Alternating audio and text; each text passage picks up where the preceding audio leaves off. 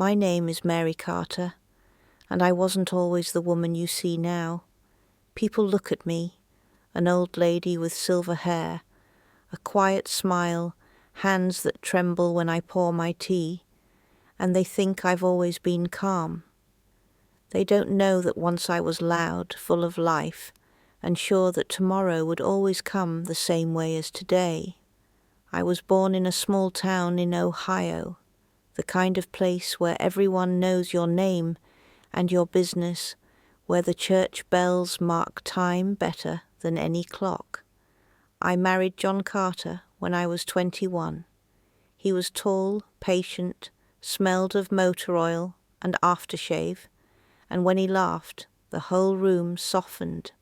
We didn't have much, just a rented house and a rust-red pickup truck, but we had each other, and that felt like everything. I worked part-time at the library. John fixed cars at the garage near the highway.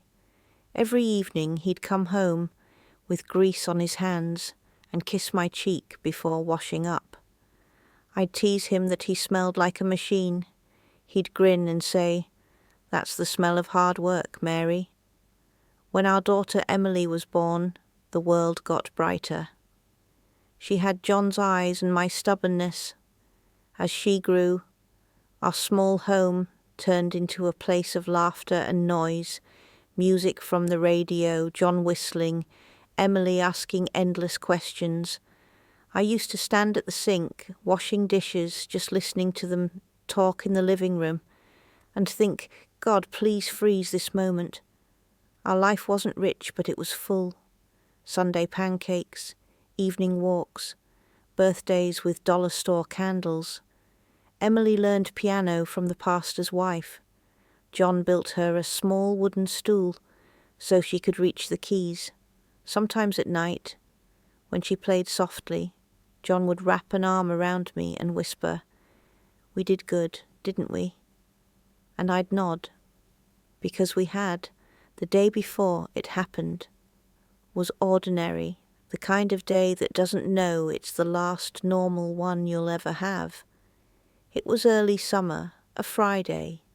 The air smelled of rain and cut grass. Emily had just been accepted to a college in Chicago, and John couldn't stop bragging. He'd told the mailman, the lady at the store, even the pastor. That evening we had dinner together, roast chicken, corn, mashed potatoes. Emily talked about moving to the city.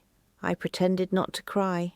After dinner we watched an old movie, and I remember thinking how lucky we were. If I had known what was coming, I would have stayed awake all night just to hold on to that feeling. The next evening started quietly. The sunset was pink and gold, the air heavy with thunder far away. I was washing dishes. John was watching a baseball game. Emily was upstairs finishing a letter to her friend. When the knock came at the door, it sounded impatient, sharp. John muted the TV. "You expecting anyone?" "No," I said, wiping my hands. He opened the door. 3 men pushed inside.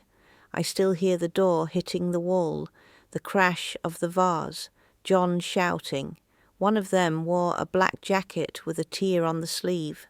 Another had a tattoo, a snake curling around a dagger. I noticed it because he pointed the gun with that hand. They wanted money. At least that's what they said. John tried to reason with them, told them we didn't have much, that they could take the truck. But they were already too angry, too wild. Emily screamed from upstairs. Everything after that comes in flashes. The gunshot, John falling, the smell of gunpowder, Emily's cry as one of them pushed her. I remember crawling to her, my hands covered in blood, and the men running out into the night. I don't remember calling for help. Maybe a neighbor heard. Maybe the police just came. But when the lights flashed through the windows, I was still on the floor, holding the people I loved most, whispering, "Wake up, please wake up." The days that followed blurred together, funeral flowers, pitying faces, police questions. They caught no one. People said the words they always say, time heals, stay strong, they're in a better place. But time doesn't heal, it just teaches you how to hide the wound. I couldn't stay in that house at first. Every sound felt like footsteps. Every shadow looked like John's shape in the doorway. I started sleeping on the couch, then stopped sleeping altogether. One night, I sat at the kitchen table and wrote down everything I remembered about those men, their voices, the way they moved, the smell of gasoline on one of them, the snake tattoo. I didn't know why I was writing, only that I needed to. It felt like holding on to something solid in a world that had turned to smoke. Months passed. People stopped visiting. The world kept turning cruel and ordinary. I went back to the library because sitting at home felt like drowning. The quiet shelves gave me a kind of peace. Books don't ask questions, they just wait for you. Sometimes I'd catch my reflection in the window and barely recognize myself. 42 years old and already feeling ancient. Years rolled by. The pain dulled but never left. On anniversaries I'd drive to, when the night took everything from me, I thought my life had ended. But the truth is, it didn't end that night. It just changed shape. The next morning I woke up on the couch. The house smelled like smoke and flowers. There were people everywhere, police, neighbors, voices I didn't recognize. Someone was asking me questions, but I didn't hear a word. I just stared at the front door, still half open, swinging gently in the wind. That was the same door John had opened for them, the same door that had brought the darkness in. They told me it was a robbery, that I was lucky to be alive. Lucky, I don't think that word should exist for someone who's lost everything. They took statements, collected evidence, promised to find them. Then they left. Everyone always leaves. The house stayed quiet for days. I couldn't bring myself to touch anything. John's jacket still hung by the door. Emily's shoes were by the stairs. I'd pick them up sometimes and put them back like they'd need them again. The police called once a week. They had nothing new to tell me, no witnesses, no car plate numbers, just 3 ghosts in the dark. A few months later, the calls stopped, and that's when I realized no one was coming to save me. I tried to go back to normal. I went to church again. I baked pies for the community events. I smiled when people talked to me. But when I came home, I'd sit at the table and stare at the empty chairs, John's mug, Emily's notebook, little things that made the silence loud. At night, I'd wake up sweating. I'd hear footsteps, whispers, the click of a gun. Sometimes I'd scream without meaning to. Once a neighbor came knocking, said he heard me crying. I told him it was just a bad dream. He said, "You'll be okay, Mary." I smiled, but I knew he was wrong. You don't get okay after something like that. You just learn to keep walking through it. I wrote every detail down, the way they spoke, the words they used. I remembered one of them called another Rick. It was small, but it was something. Every night before bed, I'd whisper that name. Rick. Like a prayer I wanted God to answer. Years went by. The world changed. People forgot. But I didn't. The pain didn't fade. It just learned to sit quietly inside me. I started working at the library again. The first day back I thought I'd fall apart. But the smell of old paper and dust calmed me. Books are strange that way. They hold pain, but they also hold peace. Sometimes little kids would come in after school, They'd run through the aisles, laughing, whispering secrets. I'd smile at them, but inside I'd ache. Emily used to laugh like that. On the anniversary of that night, I went to the cemetery. The grass was wet, the sky grey. I sat between their graves and talked. I don't know how to keep going, I told them, but I'm still here. I placed new flowers, red for John, yellow for Emily. Before leaving, I whispered, I'll make sure they're never forgotten. 15 years later, life had turned quiet. I was 60 now. My hair had turned silver, my back a little bent. People in town called me Miss Mary or the library lady. To them, I was just a kind old woman who always remembered their birthdays. No one saw the fire that still burned behind my calm face. Then one day at the grocery store, I saw that tattoo, a snake curled around a dagger. It was like the past had walked right into my world again. I froze. My heart started pounding. The jar slipped from my hand and shattered. He didn't even notice me, but I knew it was him. That night, I sat on my porch for hours. The air was still. The world felt small, and I said it out loud. I found one of them. I hadn't spoken John's name in years. Saying it again felt like bringing him back for a second. I didn't sleep that night. I opened my old notebook and flipped through the pages, and when I saw that word, Rick, I knew it wasn't over. For the next few weeks, I watched. I didn't have much, but I still had my eyes, my memory, my patience. He worked at a small garage near the highway, the same place John once worked. I sat across the street on a bench with my grocery bag beside me, pretending to rest. He never looked my way. Why would he? I was just an old woman, but I watched him every day, 8 to 6, always a cigarette after work, always the same jacket. The longer I watched, the more I remembered his voice, his laugh, his cruelty. One Thursday, I saw him leave the garage and head to a bar. That's when I decided. It had to be that night. The bar was dim and smelled like smoke. He sat at the counter, laughing with his friends. I sat in the corner, my cane resting by the chair, pretending to drink tea. When he walked outside to smoke, I followed. The alley was dark and wet from rain. He leaned against the wall, lighting a cigarette. When he saw me, he smirked. "You lost, Grandma?" I looked at him. "Do you remember Maple Street?" He frowned. "What?" 20 years ago, a house, a man named John Carter. He froze. His hand trembled slightly, the lighter flickering out.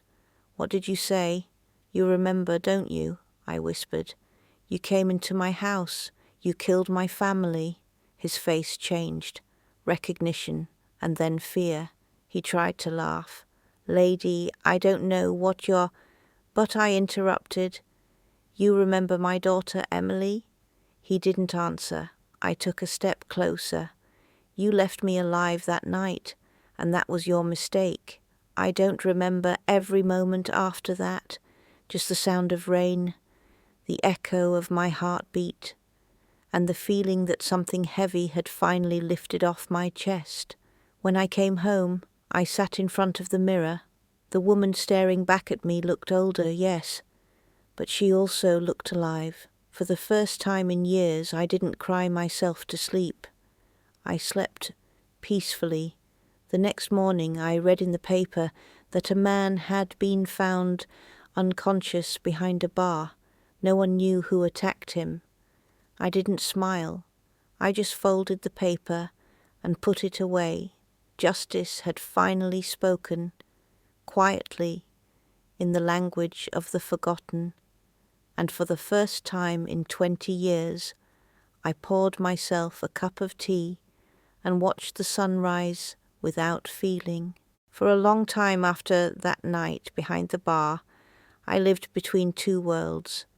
On the outside, I was still the quiet library lady who shelved books and smiled at children. Inside I was a storm that had finally stopped moving. I didn't tell anyone what had happened. The police asked a few questions about the man found in the alley, and I shook my head, said I didn't know him. They believed me, because who would suspect an old woman with trembling hands?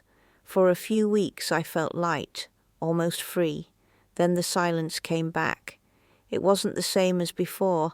It was emptier, like a room that had been swept clean. I realized that revenge doesn't fill the hole, it just keeps it from getting bigger. I went back to work. The kids came to the library after school, running between the aisles, whispering and giggling. I'd shush them with a smile and hand them picture books. Sometimes one of them would look up at me and ask why my eyes looked sad. I'd say, because they remember too much. At night I read again, something I hadn't been able to do for years. Old classics, new mysteries, anything that could keep my mind steady. Books became my medicine. Every page reminded me that pain was older than me, that others had survived worse and still found beauty. I started keeping a diary, just a small notebook with a brown cover. I wrote down the weather, what I cooked, how many people visited the library. Then slowly the words changed. I began writing letters to John, not long ones, just a few lines every night. It rained today, the hydrangeas are blooming. I saw a man with your walk and almost called your name. It helped. Writing made me feel like he could still hear me. One winter, a heavy snowstorm cut the town off for 2 days. I lost power, the heater stopped working, and I sat wrapped in blankets near the window.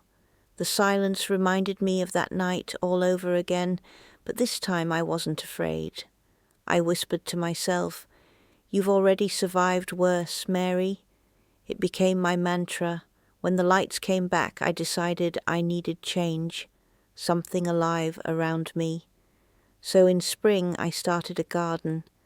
At first it was just 2 flower beds, roses for John, daisies for Emily. Then neighbours began stopping by to compliment it. A man from down the street asked if I could help him plant tomatoes. That's how it began. Little by little life crept back in. A few years later, I got a letter from a local school asking if I'd volunteer to read to children once a week. I almost said no, but I remembered Emily, how she used to read aloud and make every word sound like music. So I said yes. The first day I walked into that classroom, my hands were shaking. 20 pairs of eyes looked at me, curious, impatient. I opened the book and began to read. After a few minutes they were quiet, listening, and I realized something I hadn't felt in decades: purpose. Every Friday after that I went back. The kids called me Grandma Mary. They'd hug me, show me drawings, ask for stories, and for a while I forgot the weight I carried. Still, some nights I'd wake up at 3 a.m. and see that tattoo in my mind, the snake, the dagger, the face of the man who laughed as my world burned, and I'd wonder where the other 2 had gone. Were they alive? Did they ever think about what they'd done? I told myself I didn't care anymore, but deep down I did, because forgetting isn't something you choose. It's something that either happens or doesn't. Then came the day I saw his name. It was a small news item on page 4 of the local paper.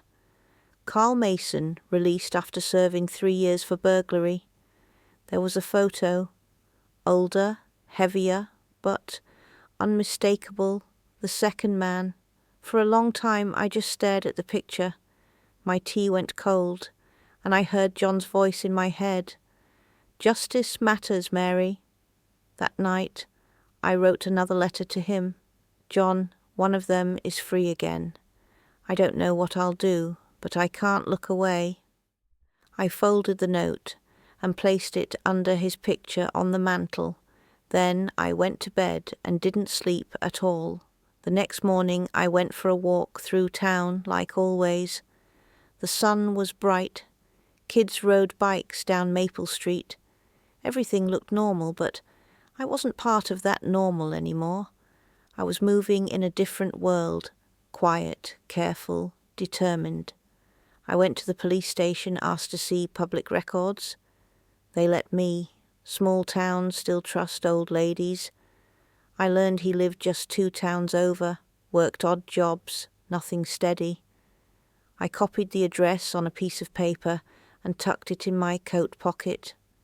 That night, I sat in the kitchen staring at that note. I could go there. I could see him, but a voice inside me said, "You're not that woman anymore."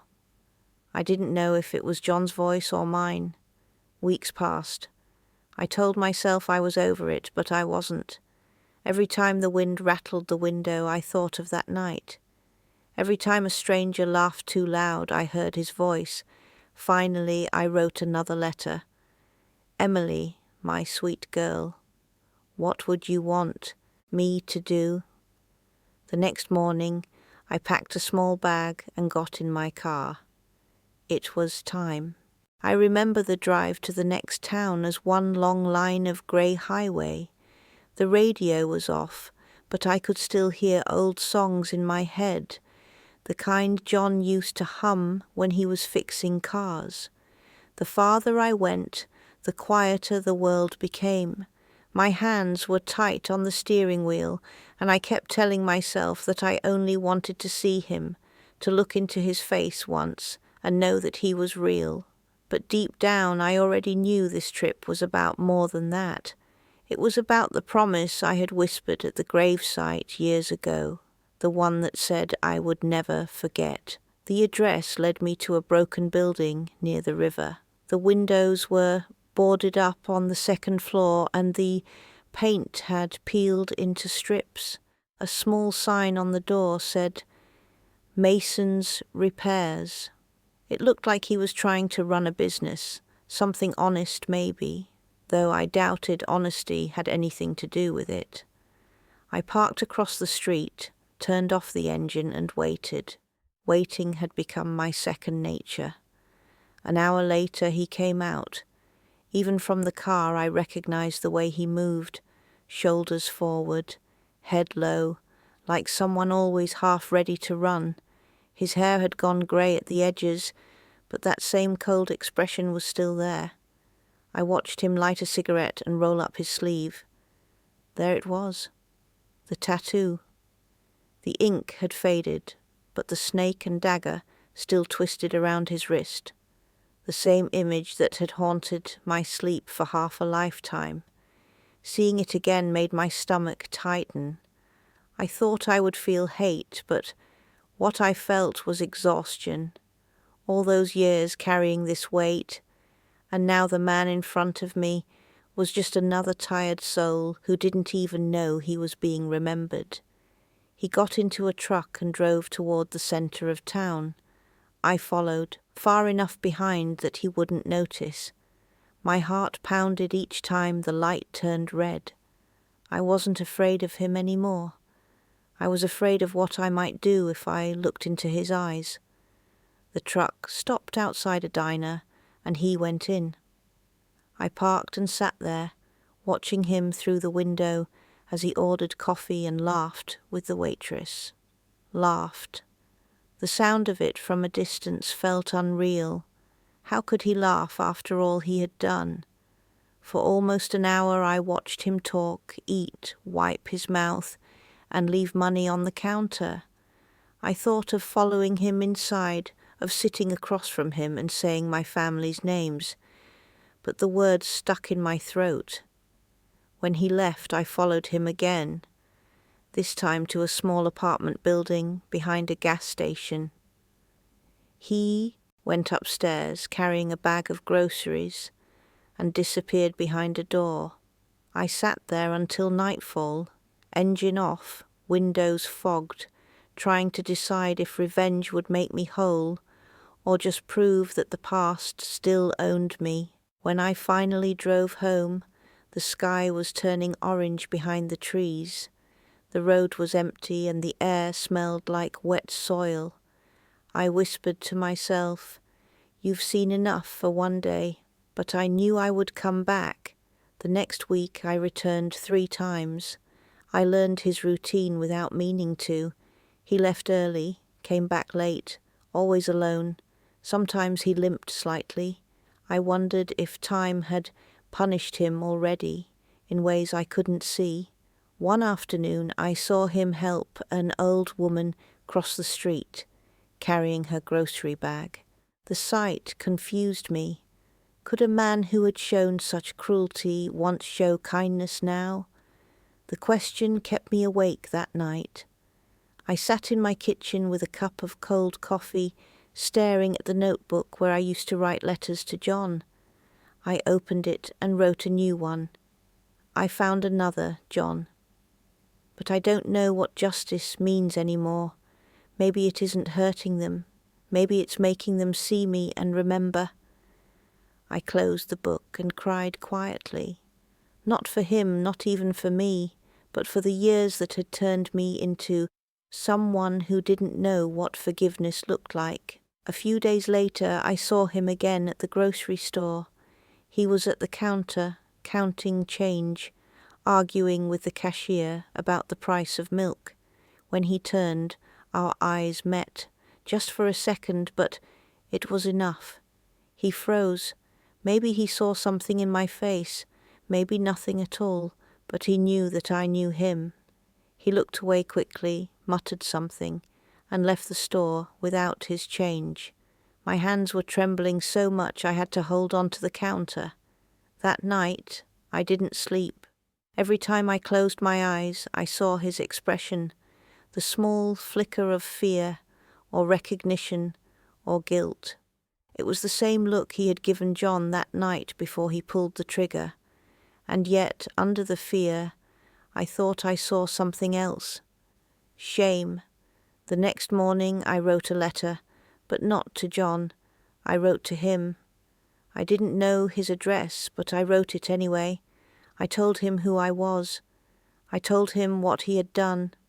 I told him I had forgiven him, not because he deserved it, but because I couldn't carry him inside me anymore. When I finished, I didn't mail it. I burned it in the sink, watching the paper curl into ash. As it disappeared, I felt something release inside me. It wasn't peace, not yet, but it was a beginning.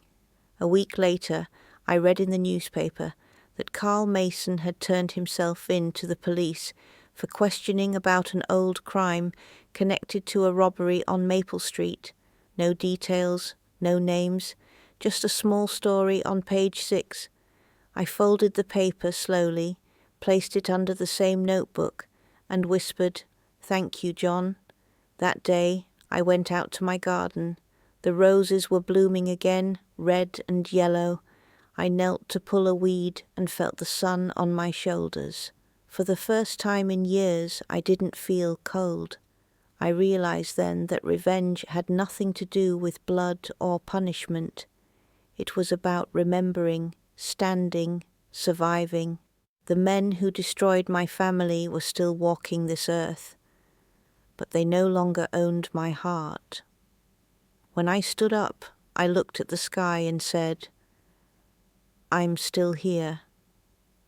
And for a moment, the world answered with silence, gentle, kind, and finally mine. It's been many years since that night. The town has changed, and so have I. The streets are quieter now, the neighbours are new. The world keeps moving, even when your heart once stood still. My garden is full again, roses climb the fence, and sunflowers stretch toward the sky. Every morning I walk out with my cane, touch the petals and whisper their names, John, Emily. The flowers don't answer, but the wind does. Sometimes I like to think it's them, still listening, still close. I don't think about revenge anymore. I think about survival.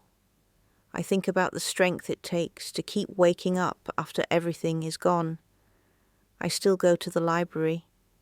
The children still call me Grandma Mary. They run to me with books in their hands and laughter in their voices. It's the same laughter I once thought I'd never hear again. And when I read to them, I imagine Emily sitting among them, smiling, alive in every story I tell. Sometimes people ask if I ever forgave the men who destroyed my world. I tell them forgiveness isn't something you give to others. It's something you give yourself. When you're tired of carrying hate, I've carried mine long enough. At night, when the house is quiet, I sit by the window with a cup of tea. The moonlight falls across the photo on the wall. John holding Emily, both of them laughing at something I can't remember anymore. I smile at that picture. It doesn't hurt now, not like before. It feels like remembering a dream, something soft, something that once was. People say I'm strong, but strength isn't what you think. It's not fighting or winning. It's waking up again and again, even when your heart begs you not to. I don't know how many years I have left, but I know this. I lived. I survived the worst a heart can bear, and somehow I still found a way to love the world again. So if someone out there hears my story, remember this, my dear. Pain may shape you, but it doesn't have to define you. You can lose everything and still find peace. You can fall 1,000 times and still rise quietly, just like the sun, just like the flowers in my garden, because that's what I am now. Quiet, but alive. Still standing. Still Mary Carter.